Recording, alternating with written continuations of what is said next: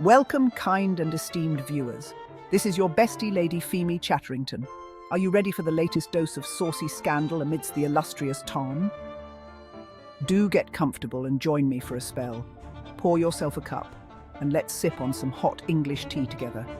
And please, don't be shy when tempted to reach for the biscuit tray. Sometimes you need something a little sweet to wash away the naughty from your palate.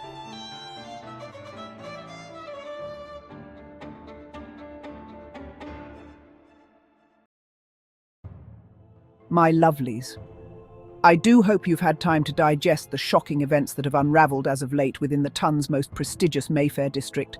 Brace yourselves, for what I'm about to reveal now will send an unsavoury chill down your spine. As whispers of murder spread through the Tun, it has become increasingly clear that the trio of recent deaths are no mere coincidence.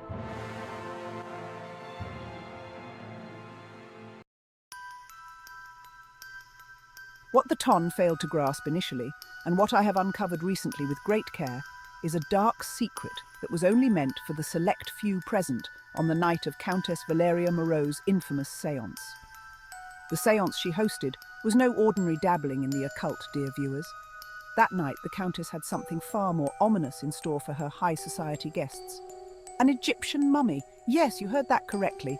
A mummy. Newly arrived in London and said to be the remains of an ancient pharaoh who was cursed for all eternity.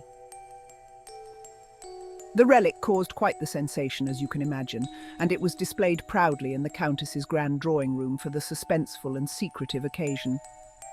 Now you may ask, what was the purpose of this mummy's presence at a gathering of some of the finest in our society?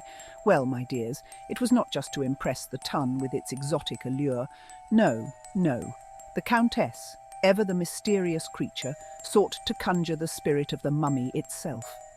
As the guests gathered around, their fingers delicately placed upon the table, the Countess whispered incantations, foreign and ancient, words no one could understand but all could feel. A tension hung in the air, thick and suffocating, as the candles flickered, dancing shadows upon the walls. It is said that the moment the Countess made contact, a gust of cold wind swept through the room, extinguishing every flame in an instant. But here is where it turns positively ghastly, my dear viewers. Those whose question made direct contact with the mummy that night, Lady Agatha, Sir Lionel and Felicity Pemberton, and dare I say a few others yet to meet their fate, are believed to have awakened something dreadful. A curse, bound to the very spirit of that ancient pharaoh, now transferred to those in attendance. It is no wonder that most of high society is now in an uproar. Most believe these tragedies to be murders, and then there are the fears of future impending deaths.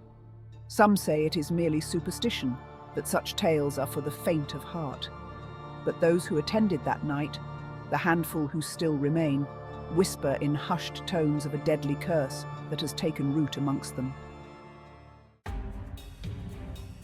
And others within the Tun whisper that these untimely deaths are not the result of an ancient mummy's curse, but rather the consequence of far more earthly matters. Lady Agatha's demise perhaps linked to one of her husband's jealous lovers. Sir Everley silenced before he could alter his last will and testament. And poor Miss Felicity Pemberton, a victim of her own vanity, poisoned by the very creams she so excessively adored. Oh, my darlings, who shall be next? And what of Countess Morreau? Has she inadvertently unleashed an ancient terror upon us all? Or does she too fear the shadow that now lingers over her every step? Perhaps we shall never know, because she has fled London from all the scandal associated to her already infamous name. For now, I leave you to ponder this mystery and bid you keep your wits about you. This darkness has yet to reveal itself, and the mystery of the murders on Mayfair are far from unwrapped. So until we meet again, keep your doors locked and your souls unburdened, because none are promised tomorrow, and no one knows who shall be claimed next by the mummy's curse.